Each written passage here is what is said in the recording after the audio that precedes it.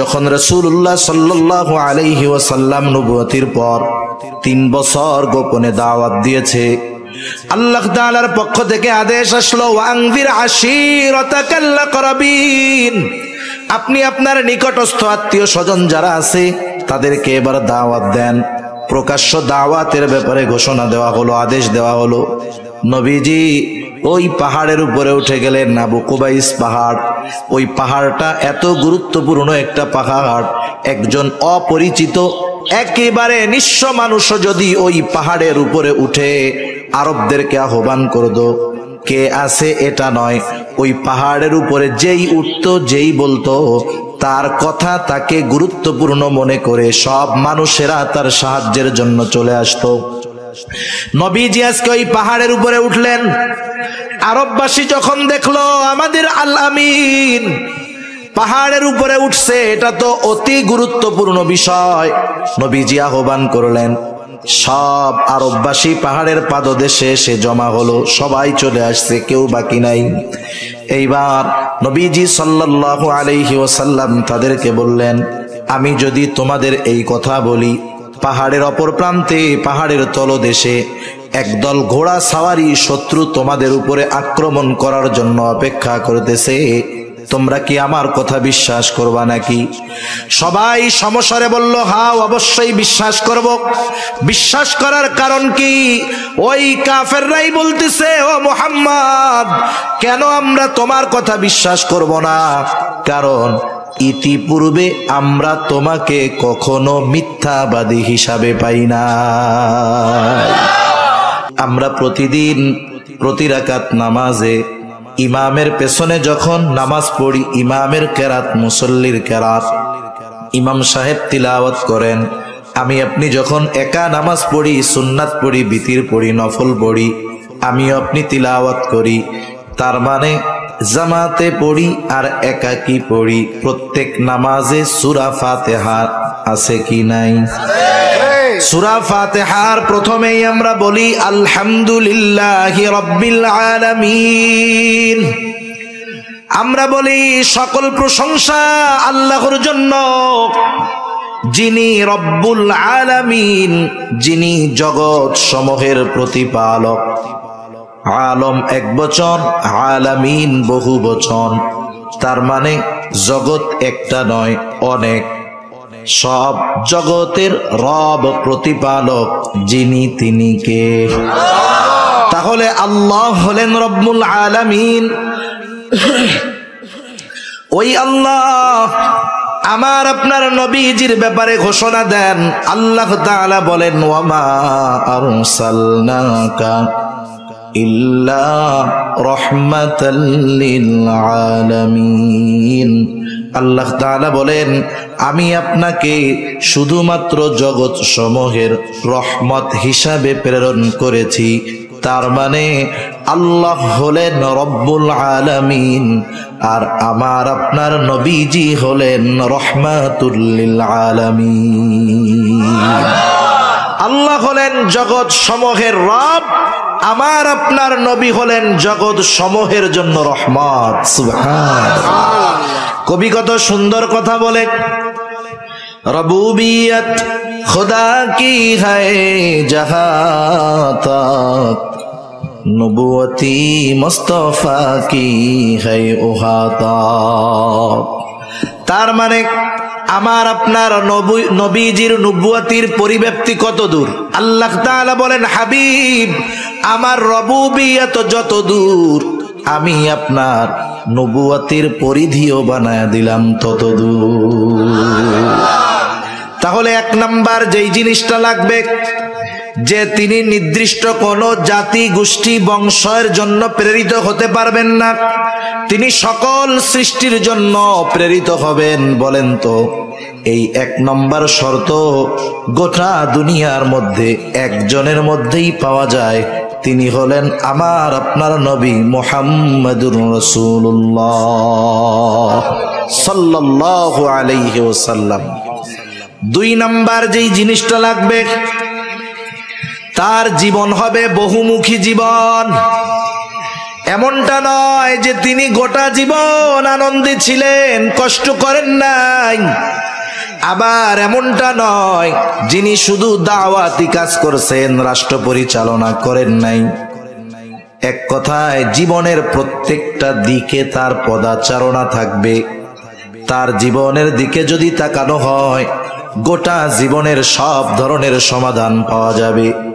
বিচারক যদি চিন্তা করে আমি আদর্শ বিচারক হব, বলেন তো নবীজির জীবন আদর্শ সিরাতে যদি নজর দেয়, বলেন তো ন্যায় বিচারক হওয়ার বিষয় নবীজির জীবনীতে আছে না নাই? কেউ যদি চিন্তা করে আমি আদর্শ রাষ্ট্র পরিচালক হব, রাষ্ট্রনায়ক হব, যদি নবীজির জীবনীর দিকে নজর দেয়, বলেন তো আদর্শ রাষ্ট্রনায়ক হওয়ার জন্য যা দরকার পাওয়া যাবে কিনা? কেউ যদি চিন্তা করে আমি আদর্শ যোদ্ধা হব, সেনানায়ক হব, বলেন তো নবীজির জীবনীতে পাওয়া যাবে কি যাবে না? নবীজি কেমন যোদ্ধা ছিলেন, ছোট্ট একটা হাদিস আপনাদের শোনাই।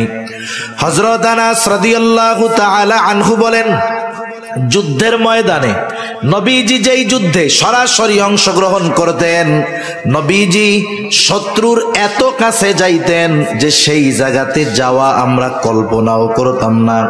যুদ্ধের ময়দানে নবীজি সবার আগে থাকতেন।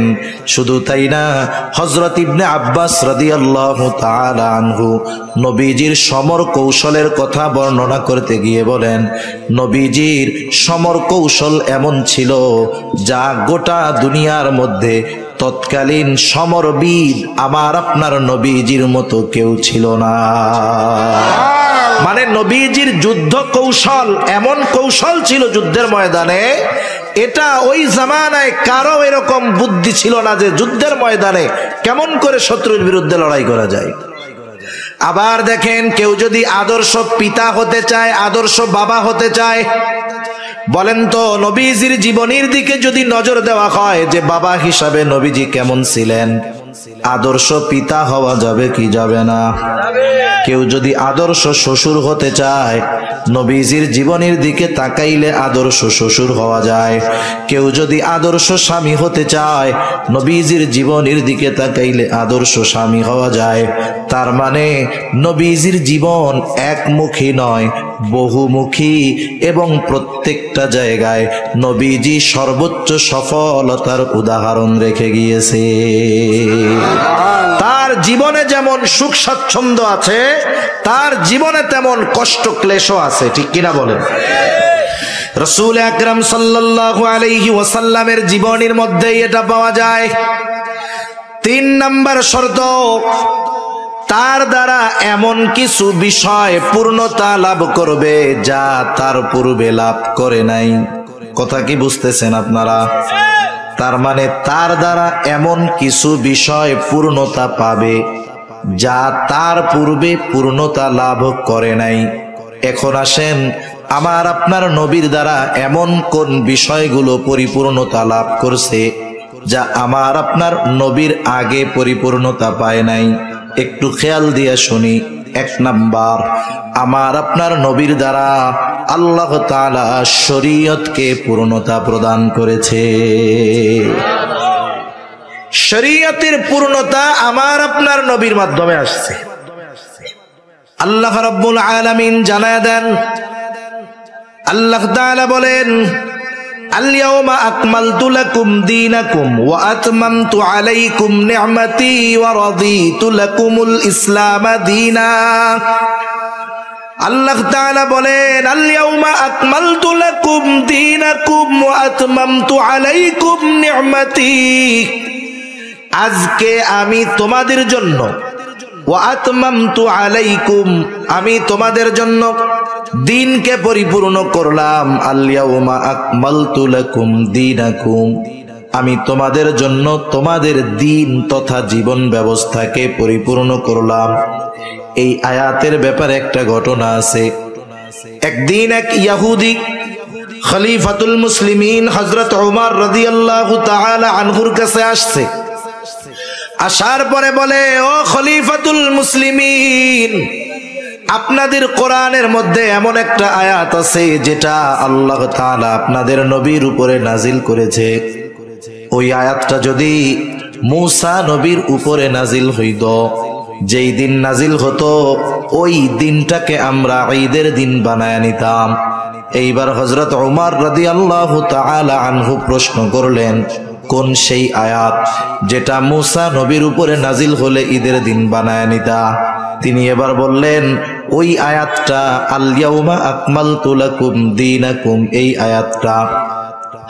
তাহলে আল্লাহ তাআলা এই আয়াতের মধ্যে জানায় দিলেন, আল ইয়াউমা আকমালতু লাকুম দীনাকুম, আমি তোমাদের জন্য তোমাদের দিন তথা জীবন ব্যবস্থাকে পরিপূর্ণ করলাম।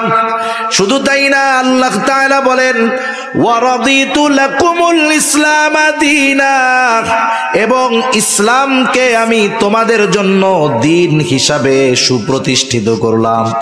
এটা আল্লাহ তাআলার মনোনীত পূর্ণাঙ্গ এক জীবন ব্যবস্থা, যেটার নাম হলো ইসলাম। আর এই ইসলাম, এই দিন এমন এক জীবন ব্যবস্থা, দুনিয়ার প্রত্যেকটা ক্ষেত্রে আমাকে আপনাকে যেই জীবন ব্যবস্থা সমাধান দিতে পারে সেটার নাম ইসলাম। আর এর পূর্ণাঙ্গতা আল্লাহ তাআলা আমার আপনার নবীজির মাধ্যমে দিয়েছে। ইসলাম এমন এক জীবন ব্যবস্থা, দুনিয়ার এমন কোন বিষয় নাই যেটা ইসলাম সমাধান দিতে পারে না। সুবহানাল্লাহ বলেন। সব কিছুর সমাধান ইসলামের মধ্যে আছে, শুধু আমাদের মেনে নেওয়ার মন মানসিকতা দরকার। তাহলে 1 নাম্বার পূর্ণতা লাভ করেছে শরীয়ত জীবন ব্যবস্থা। 2 নাম্বার আল্লাহ তাআলা পাশাপাশি বলেন ওয়া আতমামতু আলাইকুম নি'মাতি, আমি আমার নেয়ামত তোমাদের জন্য পরিপূর্ণ করলাম। তার মানে নবীজির মাধ্যমে 1 নম্বরে পূর্ণতা লাভ করেছে শরীয়ত, 2 নম্বর নেয়ামত, 3 নম্বর আমার আপনার নবীজির মাধ্যমে পূর্ণাঙ্গতা লাভ করেছে নবুয়ত। আল্লাহ রাব্বুল আলামিন আমার আপনার নবীজির নবুয়তির ব্যাপারে ঘোষণা দিয়েছেন। আমার আপনার নবীজির মাধ্যমে আল্লাহ রাব্বুল আলামিন নবী আসার ধারাবাহিকতাকে খতম করে দিয়েছেন, শিলমোহর মাইরা দিয়েছেন। যদিও শেষ জামানায় ঈসা আলাইহিস সালাতু ওয়াস সালাম দুনিয়ায় আসবেন, তবে নতুন কোন শরীয়ত নিয়ে নয়, বরং শরীয়তে মুহাম্মাদীকে পরিপূর্ণ প্রতিষ্ঠিত করার জন্য আল্লাহ তাআলা ওনাকে আবার দুনিয়ায় পাঠাবে। এই বিষয়ের দ্বারা যে খতমে নবুয়ত অকার্যকর হয়ে যায়, বিষয়টা এমন না। আমাদের দেশে কয়েকটা ফিতনা আছে, ঈমান বিধ্বংসী ফিতনা। এর মধ্যে একটা ফিতনা কাদিয়ানি ফিতনা, এর মধ্যে আরেকটা ফিতনা খ্রিস্টান মিশনারির ফিতনা। এই 2টা ফিতনা, এই 2টা জিনিস গোটা বাংলাদেশে মুসলমানদের ঈমান হরণ করার প্রধান এজেন্ডা বাস্তবায়ন করার অপচেষ্টা করতেছে। শুরু হয় কোথায়? যেখানকার মানুষ অভাব পীড়িত মানুষ, যেখানে উলামায়ে কেরামের পদচারণা কম। অনেক সময় মানুষ চিন্তা করে, ভাই নুন আনতে পান্তা পুরায়, পড়ালেখার টাইম কোথায়? এরকম কিছু এলাকা আছে না, যে অভাব দারিদ্রতা এমন যে যেখানে জীবন বাঁচিয়ে রাখা দায়, সেখানে লেখাপড়ার সুযোগ কোথায়? রুটি রুজি জোগাড় করতে গিয়েই তো জীবনটা শেষ। সেজন্য প্রথম টার্গেট একেবারে উত্তরবঙ্গের শেষ এলাকাগুলো, যেখানের মানুষ গরমেও কষ্ট, শীতেও কষ্ট। প্রতি বছর বন্যায় তাদের ঘর বাড়ি প্রতি বছর 2-1 বার দোয়া মোছা হয় আর কি। আরেকটা হলো পার্বত্য অঞ্চলে, যেসব জায়গায় এদের ওই মিশনারি গুলো চলে, ওদের মূল মিশন হলো মানুষদের ঈমান ধ্বংস করে দেওয়া। তাহলে 1 নাম্বার কাদিয়ানি, 2 নাম্বার খ্রিস্টান মিশনারি। এই খ্রিস্টান মিশনারি যারা ওরা সরলমনা মুসলমানদের ঈমান ধ্বংসের প্রথম কার্যক্রম শুরু করে সেবার মাধ্যমে। কিসের মাধ্যমে? সেবার মাধ্যমে। কারণ উত্তরাঞ্চলের এমন এমন জায়গা এখনো আছে কল্পনাতীত বিষয়, সেসব জায়গায় মানুষ সহজে যাইতে পারে না, যাইতে চায় না। একেবারে দুর্গম এলাকায় চরের মধ্যে দিয়া, বালুর মধ্যে দিয়ে হেঁটে হেঁটে 15, 20, 25 কিলো দূরে গিয়ে একটা জনপদ, জনবসতি। না যায় গাড়ি, না যায় নৌকা। এখন 20-25 কিলোমিটার 30 কিলোমিটার ওই বালুর মধ্যে পায়ে হাইটা যদি আমাদের যাইতে বলেন, যাওয়ার আগে বালুর মধ্যে শেষ হয়ে যেতে হবে। ওরা গিয়ে ওই সব অঞ্চলে, ওর টাকা পয়সার অভাব নেই।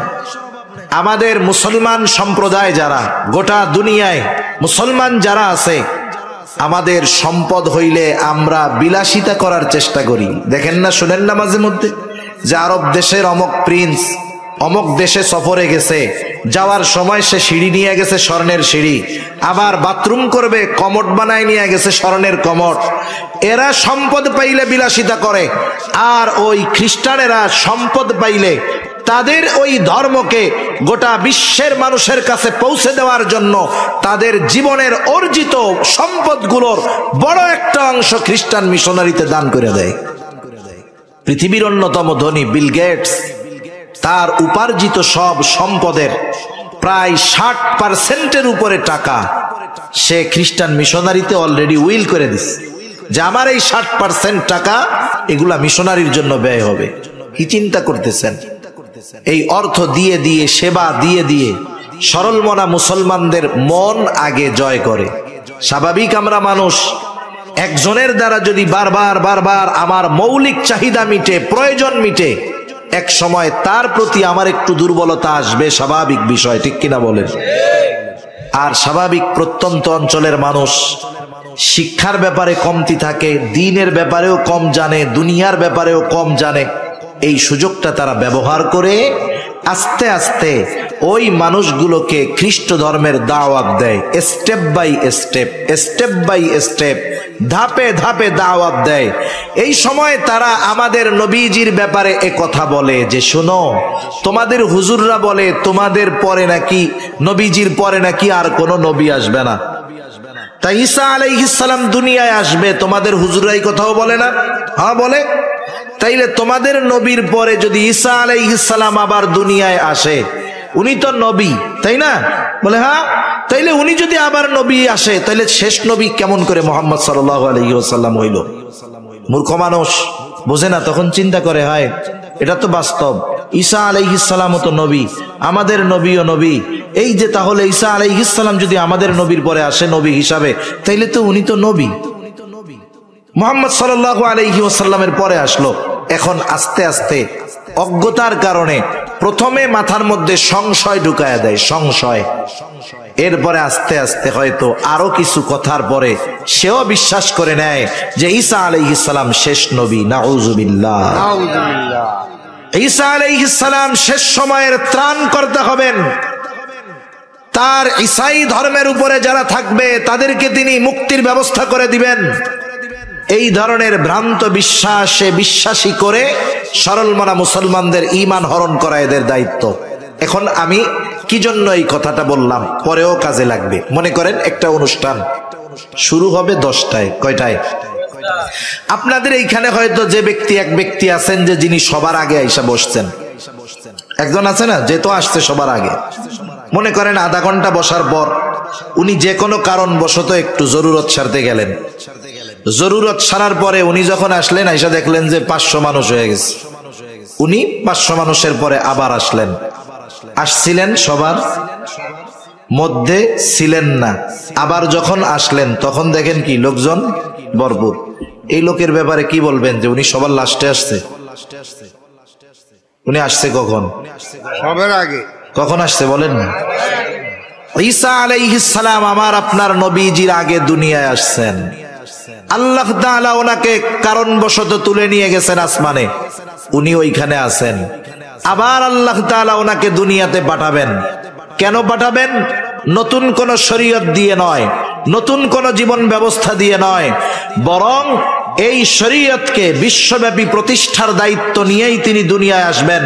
কাফেরদেরকে সমূলে নির্মূল করার মিশন নিয়েই তিনি দুনিয়ায় আসবেন। আল্লাহ তাআলা ওনাকে পাঠিয়েছেন আমার আপনার নবীজির আগে, কারণবশত উঠায় নিয়েছেন। আবার নবুয়তির পরে তিনি আমার আপনার নবীর পরে শেষ জামানায় দুনিয়ায় আসবেন। উনি আবার আসার কারণে এ কথা বলার সুযোগ নাই উনি শেষ নবী। বলার সুযোগ আছে? কারণ ওনার মূল আগমন ঘটছে আগে, ওটাকেই ধর্তব্য হবে। শেষ জামানায় উনি আসবেন, উম্মতে মুহাম্মাদির এই মুহাম্মাদি শরীয়তের দাওয়াতি কাজই তিনি করবেন। সুতরাং খ্রিস্টানেরা যেই বিষয়ে দাবি করে আমার আপনার নবীজির খতমে নবুয়াতকে অস্বীকার করে, এটা কখনোই গ্রহণযোগ্য হতে পারে না। এখন খ্রিস্টানরা করে করুক, সেটা এক বিষয়। আরেকটা সম্প্রদায় হলো কাদিয়ানি সম্প্রদায়, যারাও আমার আপনার নবীজির খতমে নবুয়াতকে অস্বীকার করে। কাদিয়ানি গোলাম আহমদ কাদিয়ানির একটা বক্তব্য এরকম, খতমে নবুয়াত দ্বারা উনি বোঝাতে চাচ্ছেন যে এতকাল আল্লাহ তাআলার নবী পাঠানোর দায়িত্ব শেষ হইছে আমার আপনার নবীর দ্বারা। এখন আমার আপনার নবী যদি চায় নবুয়াত বন্টন করতে পারবে, নাউযুবিল্লাহ বলেন। তার দাবি ওই মুহাম্মদ সাল্লাল্লাহু আলাইহি ওয়াসাল্লামের বন্টনকৃত নবী যারা, তাদের মধ্যে একজন হলো গোলাম আহমদ কাদিয়ানি, নাউযুবিল্লাহ বলেন। এজন্য দেখবেন কাদিয়ানিরাও তাদের কালিমায়ে লা ইলাহা ইল্লাল্লাহ মুহাম্মাদুর রাসূলুল্লাহ এটাই বলে। এখন বলেন তো, ঘুরায়া ফিরায়া যেভাবেই হোক তারা গোলাম আহমদ কাদিয়ানিকে নবী বানাতে চায়, এটা তাদের মূল টার্গেট। এখন কেউ যদি গোলাম আহমদ কাদিয়ানিকে নবী হিসাবে স্বীকার করে, তাহলে কোরআনুল কারীমে খতমে নবুয়াতের স্পষ্ট বক্তব্য আল্লাহ তাআলা দিয়েছেন। আল্লাহ তাআলা বলেন, মা কানা মুহাম্মাদুন আবা আহাদিম মির রিজালিকুম ওয়ালাকিন রাসূলুল্লাহ ওয়া খাতামান নাবিয়্যিন। আল্লাহ রাব্বুল আলামিন বলেন, মা কানা মুহাম্মাদুন আবা আহাদিম মির রিজালিকুম ওয়ালাকিন রাসূলুল্লাহি ওয়া খাতামান নাবিয়্যিন। মুহাম্মদ সাল্লাল্লাহু আলাইহি ওয়াসাল্লাম তোমাদের কোন পুরুষের পিতা নন। ওয়ালাকিন রাসূলুল্লাহি ওয়া খাতামান নাবিয়্যিন, তিনি হলেন আল্লাহর প্রেরিত রাসূল এবং শেষ নবী। মুফাসসিরিনে কেরাম বলেন, এটা হলো খতমে নবুয়াতের অকাট্য দলিল, আর কোন দলিলের প্রয়োজন নাই। সাথে সাথে নবীজি সাল্লাল্লাহু আলাইহি ওয়াসাল্লামের বক্তব্য হলো, আনা খাতামুন নবিয়্যিন লা নাবিয়্যা বাদি, আমি শেষ নবী, আমার পরে আর কোন নবী নাই। এখন একটা মানুষ বেঈমান হওয়ার জন্য গোটা কোরআনুল কারীমকে অবিশ্বাস করা লাগবে না, কোরআনুল কারীমের একটা পারাকে অবিশ্বাস করা লাগবে না, কোরআনুল কারীমের একটা সূরাকে অস্বীকার করা লাগবে না, কোরআনুল কারীমের একটা রুকুকে অস্বীকার করা লাগবে না, কোরআনুল কারীমের একটা আয়াতকে অস্বীকার করা লাগবে না, কোরআনুল কারীমের একটা শব্দকে অস্বীকার করা লাগবে না। কেউ যদি কোরআনুল কারীমের একটা অক্ষরকে অবিশ্বাস করে, বেঈমান হওয়ার জন্য এটাই যথেষ্ট। কোরআনুল কারীমের মধ্যে অনেকগুলা সূরার শুরুতে একটা একটা অক্ষর আছে। যেমন এক সূরার শুরুতে আছে কফ, আরেক সূরার শুরুতে আছে সাদ, আরেক সূরার শুরুতে আছে নুন, একটা একটা অক্ষর। এখন যদি গোটা দুনিয়ার মুফাসসিরদেরকে জিজ্ঞাসা করা হয়, বলেন তো নুন শব্দের অর্থ কি, কফ শব্দের অর্থ কি, সাদ শব্দের অর্থ কি, গোটা দুনিয়ার মুফাসসিরিনে কেরাম এই বিষয়টাতে একমত, একই বক্তব্য। তারা সকলেই বলেন, আল্লাহু আ'লামু বিমুরাদিহি, এই নুন দ্বারা, সাদ দ্বারা, কফ দ্বারা উদ্দেশ্য কি সেটা যিনি জানেন তিনি কে? আল্লাহ। এখন যদি কেউ বলে যেই শব্দের উদ্দেশ্য জানা যায় না, অর্থ জানা যায় না, যার অক্ষর, যেই অক্ষরের অর্থ জানা নাই, যেই অক্ষরের উদ্দেশ্য জানা নাই, এই অক্ষরটা মানি না, বলেন তো ওই একটা অক্ষর নুন যদি অস্বীকার করে, তাহলে তার ঈমান থাকবে নাকি যাবে? যাবে। তাহলে যারা গোটা কোরআনুল কারীমে স্পষ্ট আল্লাহ তাআলার বক্তব্য খতমে নবুয়াত সম্পর্কে যে আমার আপনার নবীর পরে আর কোন নবী নাই, এই বক্তব্যকে যারা অস্বীকার করে, কোনো সন্দেহ নাই এরা কাফের, কোনো সন্দেহ নাই। এখন প্রশ্ন হতে পারে, হুজুর দলিলের আলোকে বুঝলাম এরা কাফের, যে কাফের সে কাফের, লাল তো লাল, কালো তো কালা, সাদা তো সাদা। এর জন্য আবার আপনার সরকারের কাছে কেন আপনারা দাবি করেন যে রাষ্ট্রীয়ভাবে কাফের ঘোষণা করে দেওয়া হবে? প্রশ্নের জবাব অনেক মানুষ কিন্তু বোঝে না। অনেক মুসলমান নামাজি তারাও এই বিষয়টা উত্থাপন করে বসে, বলে হুজুর ওরা তো কাফের আমরা জানি, তবে আবার রাষ্ট্রীয়ভাবে ঘোষণা দেওয়ানোর দরকার কি? এর জন্য আপনারা আন্দোলন করেন, রক্ত দেন, চিল্লাচিল্লি করেন, কারণটা কি? তাদেরও এই প্রশ্নের জবাবে কথা বলা যায় যে শোনেন, বিষয়টা তো এই রকম, নাগরিক হিসাবে প্রত্যেকটা মানুষ রাষ্ট্রীয় সুযোগ সুবিধা ভোগ করবে, আমাদের কোনো বাধা নাই। আমাদের বাংলাদেশে অন্যান্য ধর্মের লোক ধর্মীয় পরিচয় নিয়ে বসবাস করে, আছে না নাই? হিন্দু ভাইরা বসবাস করতেছে, রাষ্ট্রীয় সুযোগ সুবিধা ভোগ করতেছে। আমরা কোনোদিন বলি নাই হিন্দুদের এই সুবিধা দেওয়া যাবে না, বলছি নাকি? খ্রিস্টানদের দেওয়া যাবে না, বলেছি নাকি? বৌদ্ধদের দেওয়া যাবে না, বলছি নাকি? তাইলে কাদিয়ানীদের ব্যাপারে এত কঠোর কেন? ইউসুফ লুধিয়ানি রহমাতুল্লাহি আলাইহি এই কাদিয়ানীদের ব্যাপারে বলেন, সাধারণ কাফের আর কাদিয়ানি কাফের এই দুইটা কিন্তু এক ধরনের নয়। সাধারণ কাফের পরিচয় নিয়েই তারা কাফের, আর ওই কাফের কাদিয়ানি কাফের তারা তাদের পরিচয় গোপন করে কাফের। এরা আরেকটু জঘন্য। আরেকটু জঘন্য কি? এরা এদের পরিচয়কে প্রকাশ করে কুফুরিকে ইসলামের আলোতে আলোকিত করতে চায়। ওরা ওদের কুফুরিটাকে ইসলাম হিসাবে প্রতিষ্ঠিত করতে চায়। এই দৃষ্টিকোণ থেকে উনি কাফের তিন ধরনের হতে পারে বলে বলেছেন। এক নাম্বার কাফের, যে নিজের কুফুরিকে প্রকাশ্যভাবে স্বীকার করে, যেমন একজন হিন্দু, বৌদ্ধ, খ্রিস্টান, আমাদের ধর্মীয় আলোকে তারা কাফের, ঠিক কিনা বলেন? আর এক দল হলো কুফুরি গোপন করে, এরা হলো মুনাফিক। কুফুরি গোপন করে ইসলামকে দেখায় যে আমি মুসলমান নামাজি, এরা মুনাফিক। আর এক দল, এরা কুফুরি গোপন করে ওই কুফুরিকে ইসলাম হিসাবে প্রতিষ্ঠিত করতে চায়। এই তৃতীয় অবস্থা হলো কাদিয়ানীদের। এই জন্য এরা সাধারণ কাফের এবং মুনাফিকদের চাইতে বেশি জঘন্য।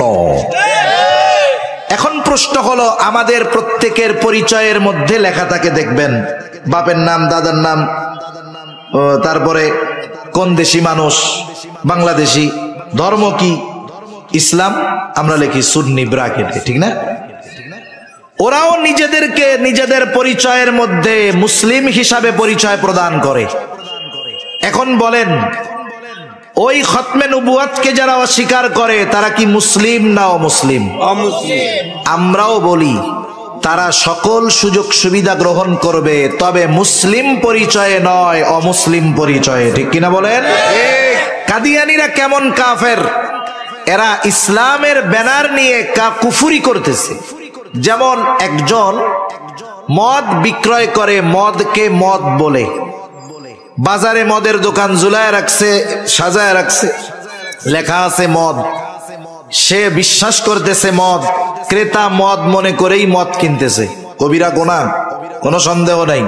কিন্তু কাদিয়ানীদের সিস্টেমটা কি? ওরা মদের বোতলে লেবেল লাগায়া দিছে মা উ জমজম। বোতলের মধ্যে আছে কি? মদ। ইসে দিছে কি? জমজমের পানি। কথা বোঝা গেছে? এখন বলেন, অপরাধী আপনি কাকে বড় অপরাধী বলবেন? যে মদের বোতলে মদ লেখে বিক্রয় করতেছে, নাকি যে মদের বোতলে জমজম লেখা বিক্রয় করতেছে? সেজন্য বুঝতে হবে, সাধারণ কাফেরের চাইতে এই কাদিয়ানীদের কুফুরিটা মুসলমানদের জন্য আরো বেশি ঈমান বিধ্বংসী, ঠিক কিনা বলেন? এজন্য রাষ্ট্রীয়ভাবে তাদের একটি ধর্মীয় পরিচয় দিয়ে দিবে, এরপরে তারা রাষ্ট্রের সুযোগ সুবিধা গ্রহণ করবে। আমাদের কোনো আপত্তি নাই। আপত্তি ওই জায়গায় যে তারা সমাজে বসবাস করবে মুসলিম পরিচয়ে নয়, বরং কাফের পরিচয়ে, ঠিক কিনা বলে? নবীজির খতমে নবুয়াত সংরক্ষণ করার জন্য মুসলমানদের তৈয়ার থাকতে হবে। কারণ এই খতমে নবুয়াতের উপরে বারবার আঘাত আসতেছে। আমাদের দেশে কাদিয়ানীরা আস্তে আস্তে তাদের নেটওয়ার্ক ছড়ায় ফেলতেছে, আফসোস তো লাগে তখন যে উম্মতে মুহাম্মাদি নবীজির উম্মত আরেক উম্মত যখন নবীজির খতমে নবুয়ত সংরক্ষণের জন্য ময়দানে নামে, আরেক মুমিন যখন গুলি চালায়, তখন এর চাইতে কষ্টের আর কিছু থাকে না, ঠিক কিনা বলেন? সেজন্য দেখেন এই কাদিয়ানীরা চেষ্টা করেছিল 3-4-5 পঞ্চগড়, এটা কাদিয়ানীদের একটা ঘাঁটি, বিশাল এরিয়ার পর এরিয়া তারা কিনে ফেলছে। গোটা বাংলাদেশের টাকা পয়সাই তো কাদিয়ানীরা সব নিয়ে যাইতেছে। বুঝেন, কাদিয়ানীদের পণ্য ঘরে ঘরে পৌঁছায় গেছে। তাদের নেটওয়ার্কিং সিস্টেম কতটা বিস্তৃত। তারা এই 3 দিন ইজতেমা করতে চেয়েছে। মুসলমান হয়তো আমলের দিক দিয়ে ত্রুটি আছে, কমতি আছে, কিন্তু কিছু বিষয় আছে সেই সব জায়গায় যখন কেউ আঘাত করে, বেনামাজিও তখন বসে থাকতে পারে না ঈমানের কারণে, ঠিক কিনা বলেন?